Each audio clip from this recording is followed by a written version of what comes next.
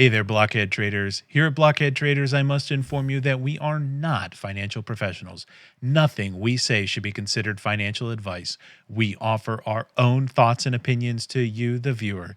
We expect you to take these opinions and form your own financial conclusions and make your own financial decisions. Today is Wednesday, March 9th, 2022, and this is Blockhead Traders Weekly. In this week's episode, I am going to be joined by fellow blockhead trader Viper XL 007, and we are going to take a look at the crypto world a little bit this week.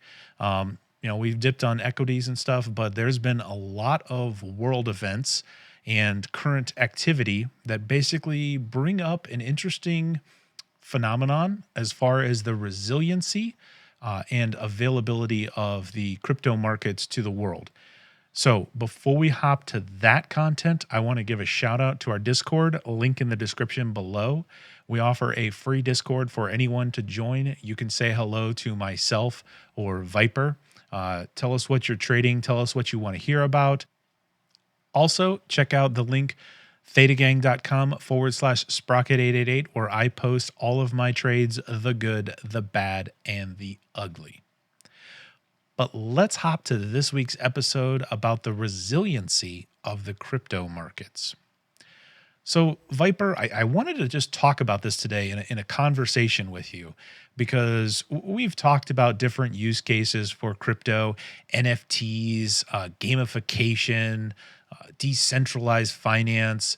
And I really started to pick up and notice a lot of activity in Eastern Europe lately, in the Ukraine specifically, about the dependency on a lot of crypto wallets. I shouldn't say dependency, but the presence of a lot of crypto transactions and things like that. And that really got me thinking about how exactly resilient the architecture and the design of these cryptocurrencies really are.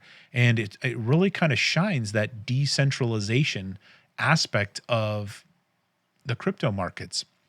And so I thought we'd take a little bit of time just kind of talking about that, because, I come from the IT background, and, we're always trying to design systems to withstand, power outages, floods. You do your backups and you send your backups offsite, or you send them to other locations, right?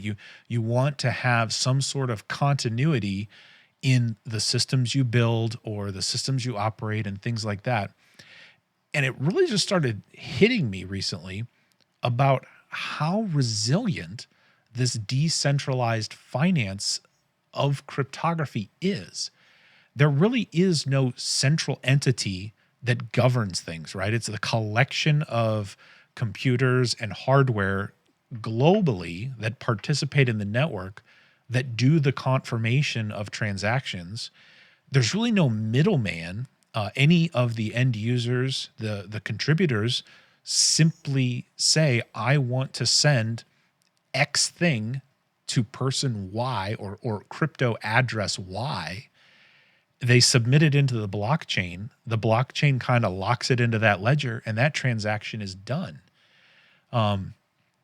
You could have areas of the world ravaged by natural disaster.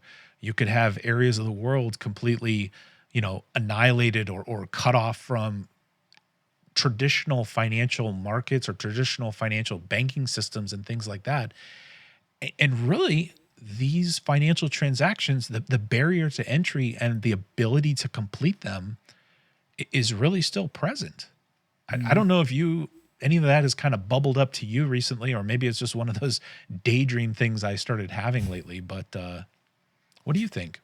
Yeah, no, I agree. I mean, it's a good example of, everything you just said about the power of the decentralization of it. Because I think when we normally hear decentralized, like, we immediately go to regulatory bodies or things like that, or, that one person's holding all the power or something like that. And that's all true, but we don't think about the operation of the network as much.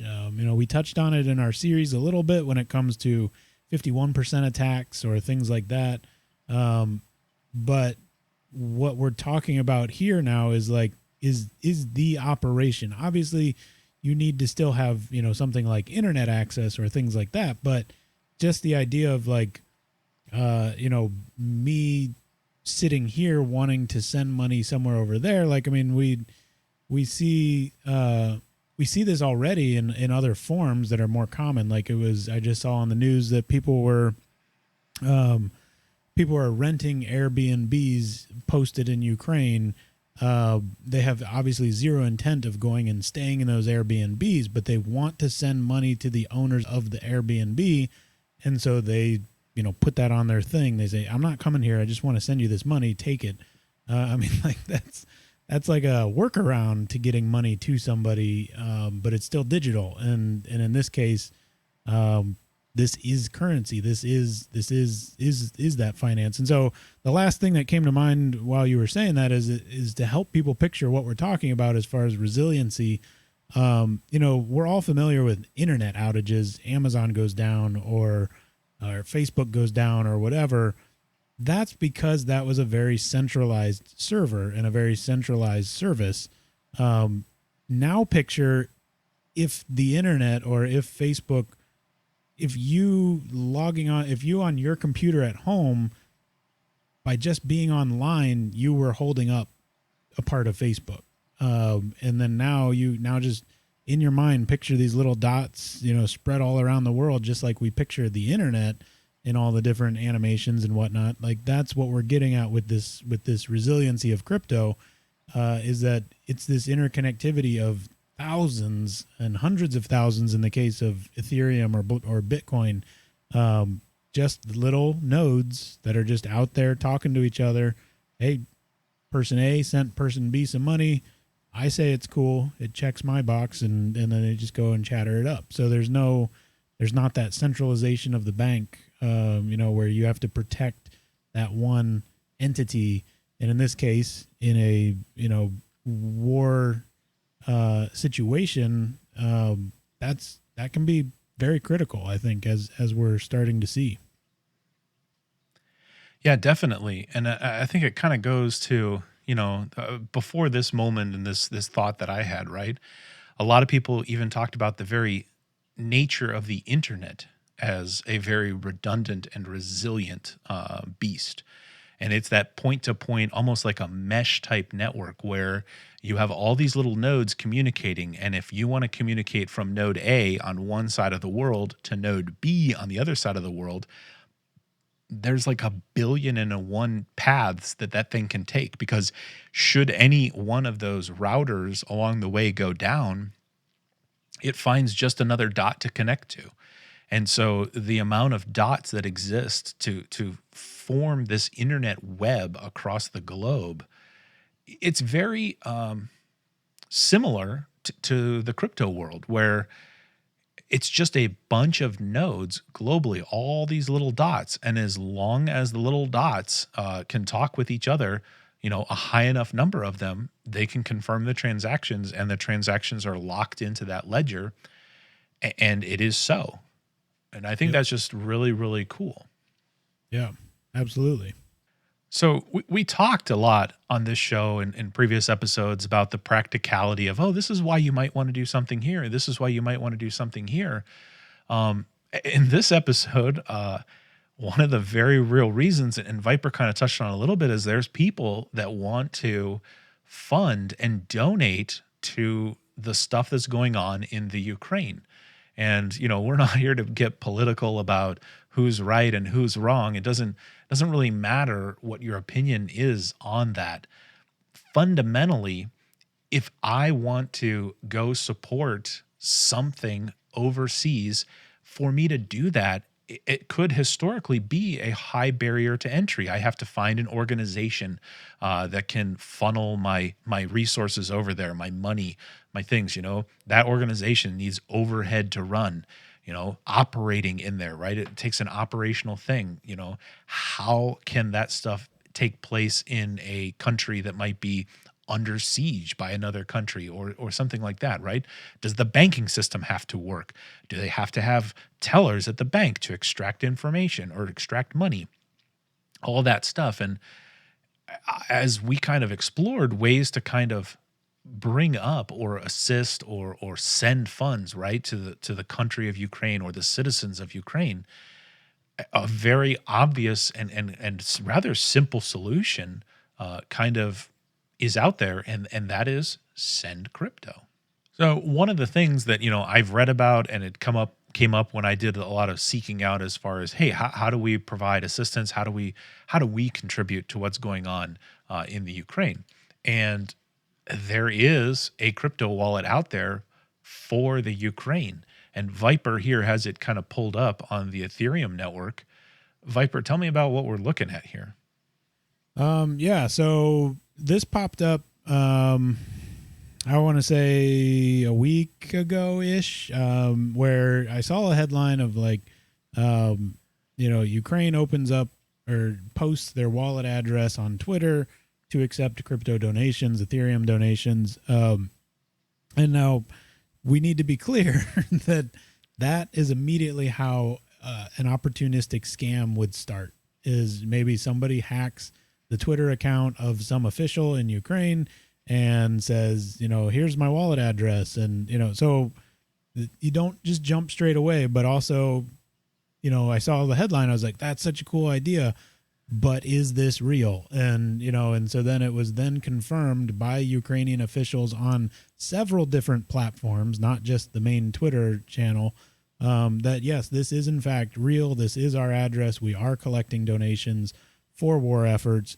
They even went so far, as folk in the South would say, bless their heart, to say that they were going to airdrop, a particular something. They didn't have it defined yet, but anybody who donated, they were going to airdrop, which is a crypto term for send something, a gift or something, to anybody that donated. They've since pulled back on that, which is good, because stop worrying about this. Like, take the money and focus on what's in front of you. But nonetheless, so this is their address that they had posted. And so what we're looking at is everything's on the blockchain. We've been through this before on several previous episodes, and we can see right now there is 2,804 Ethereum tokens and a bunch of dust sitting in this wallet, which stands at a value of just over $7.5 million.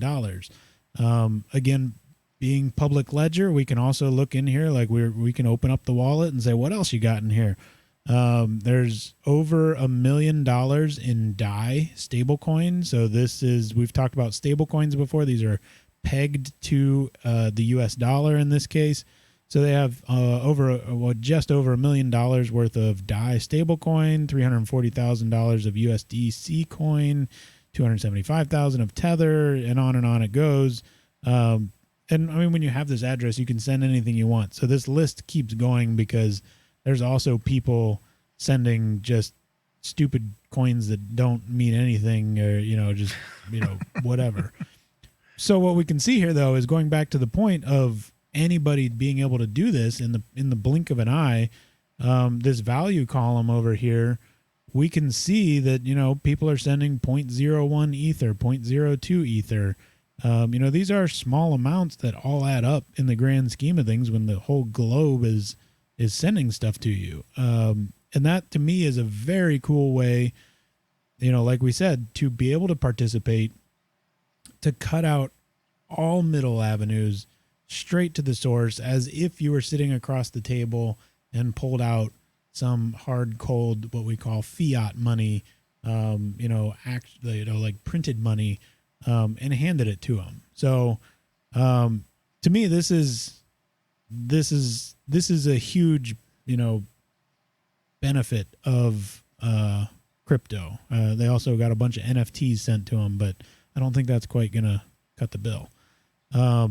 So what I wanted to do real quick was just to really drill the point home of, like, just how easy is this? Well, we know that I'm not a particular fan of being on the Ethereum network, but I happen to have 0.039 ETH worth $103 sitting in this wallet.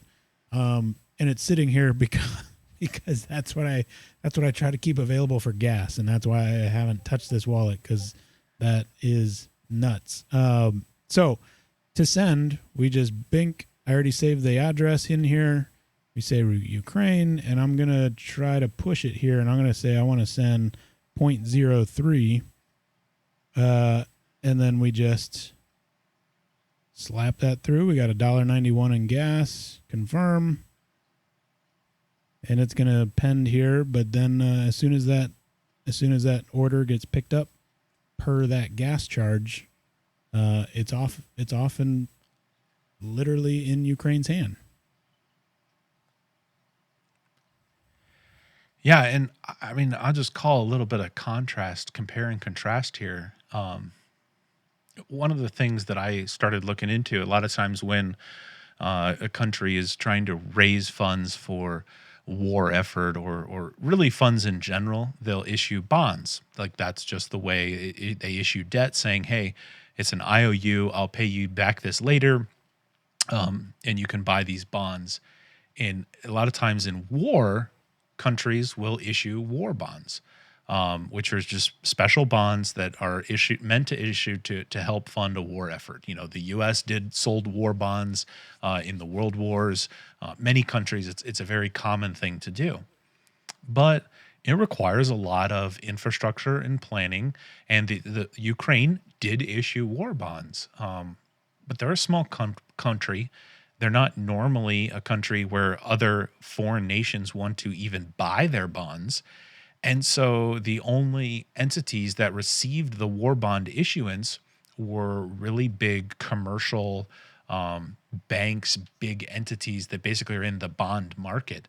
But for retail investors, nobody, there's no TD Ameritrade that's buying the Ukrainian bonds on the behalf of retail investors. There's no E-Trade, going out there and brokering this sale so that individual retail investors can participate and contribute.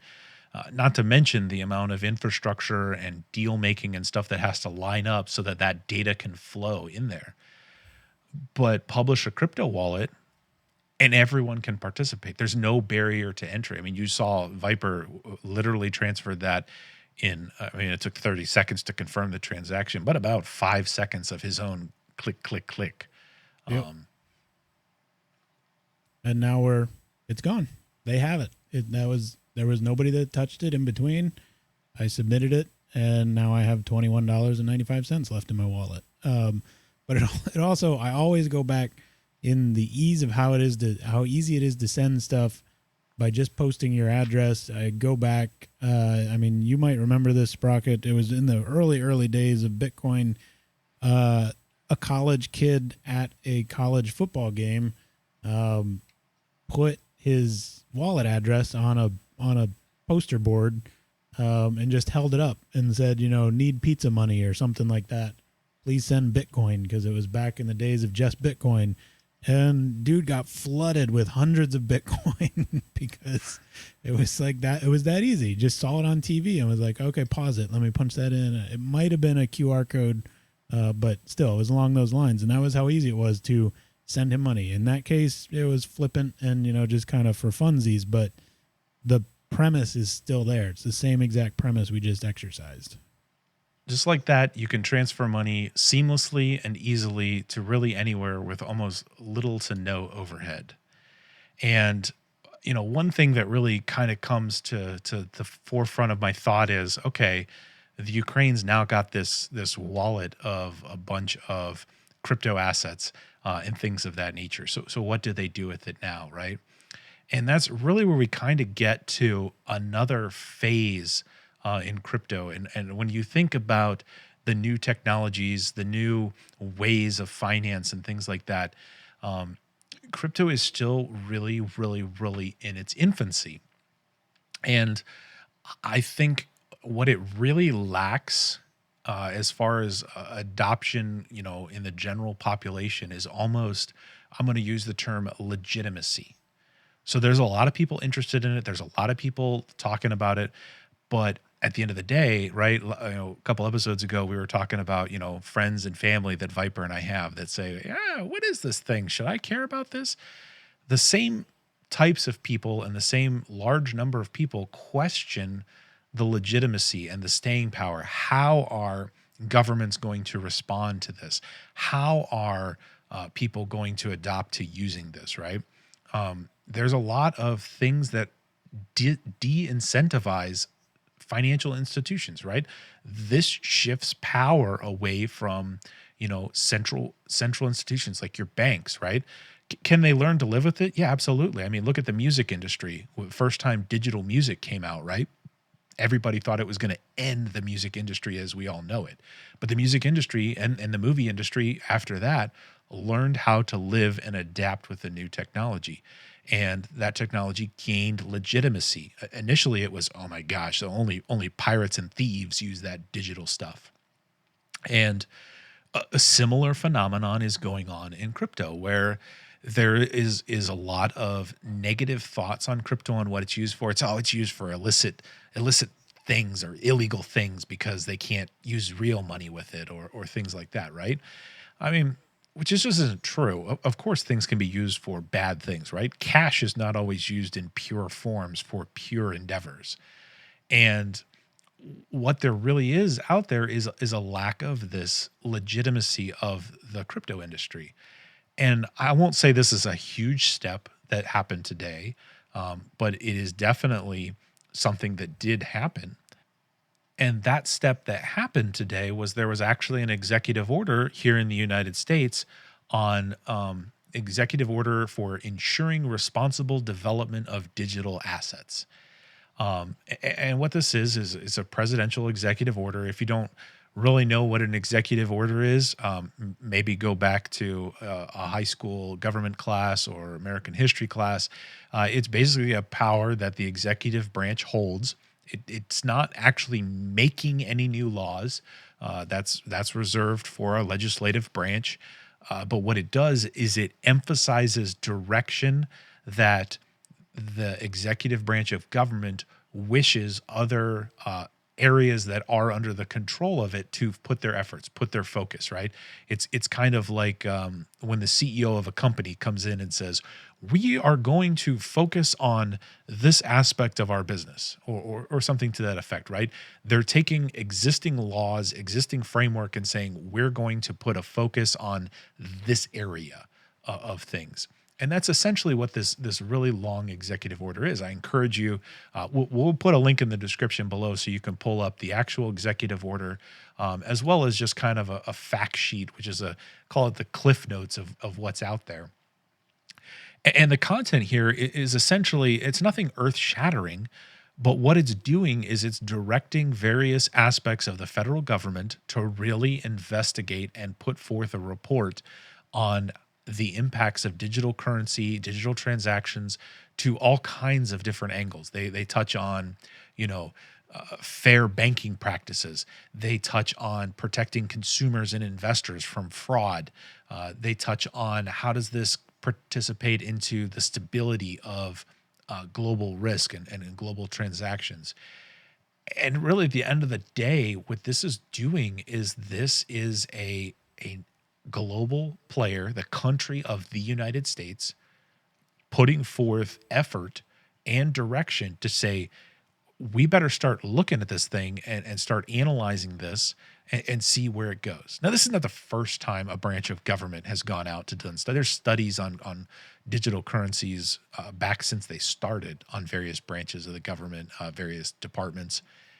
But this is the president saying, we're going to focus on this. This is a signal of legitimacy. Viper, I don't know if you got a chance to read this or if you had any thoughts on this executive order that actually came out today. Yeah, definitely. And it strikes like you said, this is something that pieces of the government have looked into before. The SEC has tried to, make targeted strikes in line with their realm of regulation, on certain things and whatnot. So this isn't like the first time the government's done this, but if we think about it, like in the terms of like how a corporation might work, all of those previous efforts were more like a small team or a certain department, of a larger organization, just kind of reaching out and like pecking around and trying and they've all funneled, their results, up to the president at the time or whatever. But this is like the first time that now all of that information has hit the desk of the Oval Office, and now it's, like you said, that CEO going, okay, I have enough information in front of me that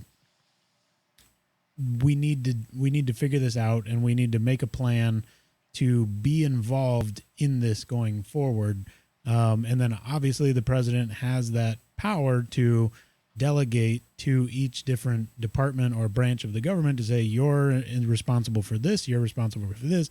And in this order, he hit on pretty much everything, from the SEC, from the SEC's counterpart that I can't think of right now, but and then all the way to the EPA, telling the EPA to go do a study on the eco friendliness or the climate impact of Bitcoin mining and things like that. And this is all important data to gather to build a strategy to live alongside this world. And so in general, the crypto market has been ecstatic with this. And I join that sentiment because I've even said on previous episodes when we've gone through crypto stuff that some amount of regulation is required for this to become mainstream, as well as bring in some consumer protections. Right now, like I just mentioned with the Ukraine wallet address, like it's that easy. I mean, they're not going to be able to stop that level of scamming, but still it's that easy to be rug pulled and to be taken advantage of and lose funds in very detailed, intricate scams that appear as financial systems. And like the way that I'm in crypto right now, like you just learn how to spot and feel these things out. But I would welcome some sort of regulation to be like, sure, I'll KYC and, put in my tax identification number and like have all this stuff registered officially.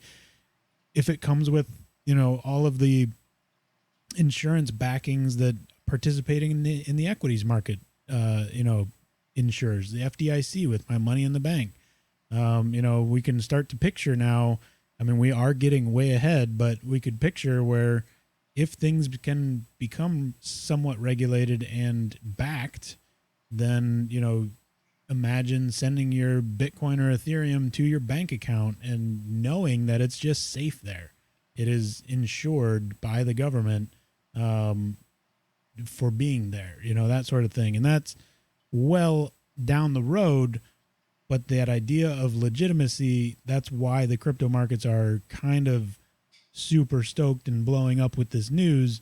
Because for the longest time, all we had to go on was the federal government in the U.S. is going to have an announcement, is going to do something about crypto.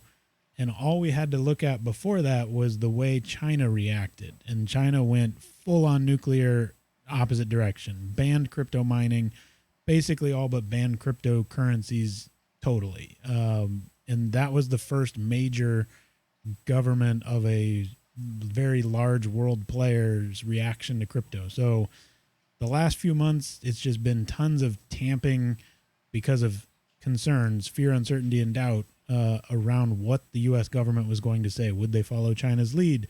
Would they not? And largely not. And, some of that is politically advantageous. If, somebody like China is not going to get involved in this, that's an opening for power.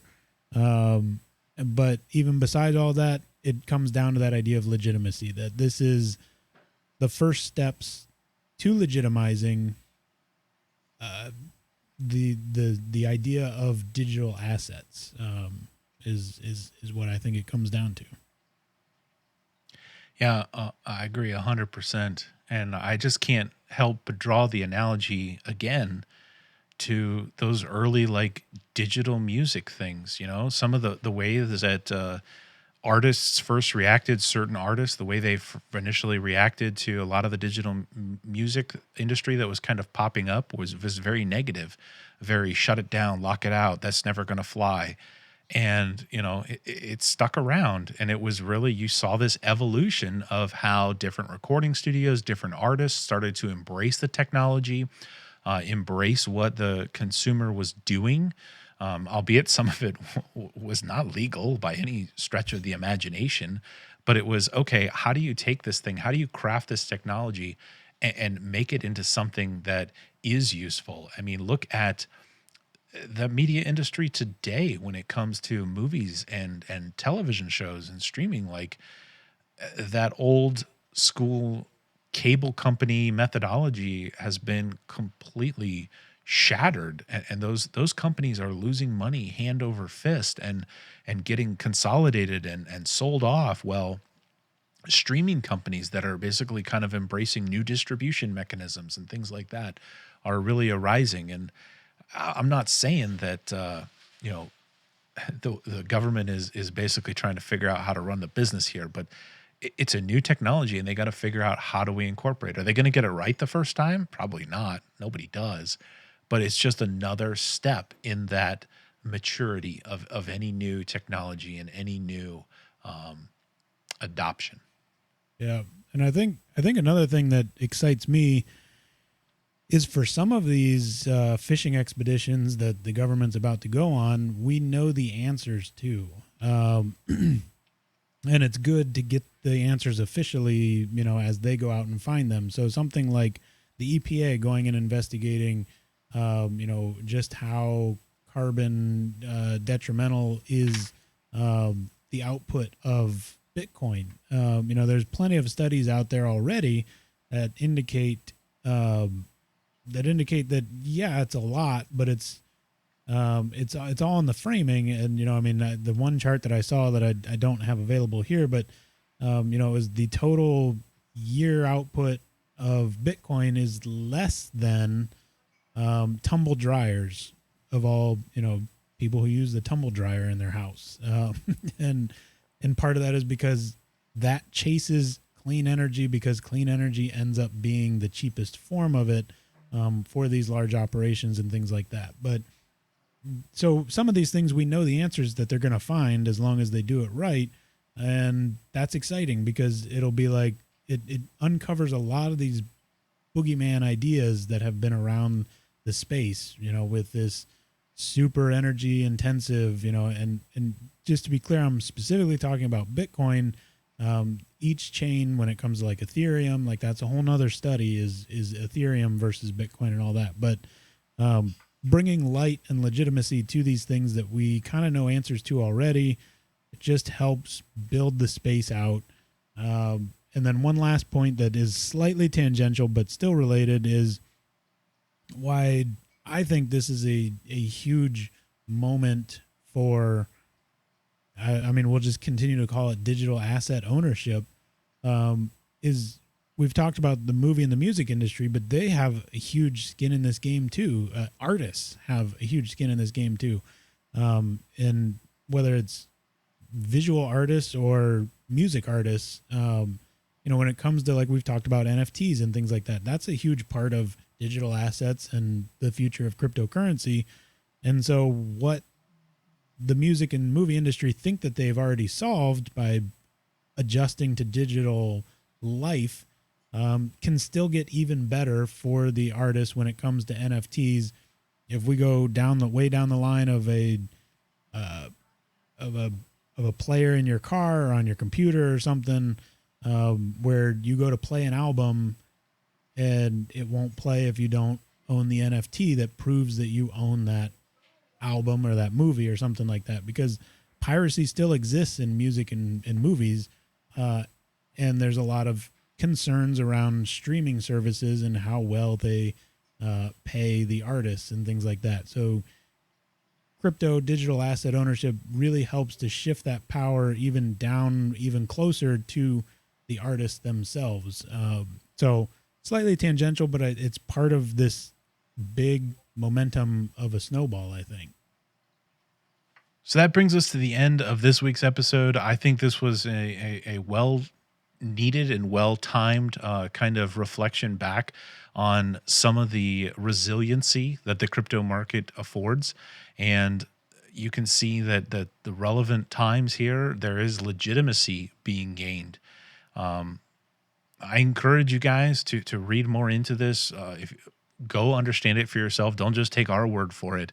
But the ability for anybody in the world to provide assistance to anyone else in the world that is in any type of need, whether that be from a natural disaster, a war, just really anything. The barrier to entry and the ability for everyone to participate with no extra effort is just super phenomenal, and I think it really highlights one of the core values that's just instrumental into the technology of this decentralized finance, of this cryptography and these digital assets. So I hope you guys enjoyed this conversation between Viper and myself on this topic. I know we love to talk about this type of stuff. We love to have these conversation episodes from time to time. There's a ton happening in the equity worlds these days as far as volatility and stuff. And so, we'll get back to some of the trading topics in the future. But, let us know. Is this type of conversation the things you guys like to hear about, like to see? Would you like us just to keep our mouths shut and talk about trading strategies? Let us know. We'd love to hear from you either in the Discord or the description below. I hope you guys have a great trading week this week. And as always, remember, think outside the block.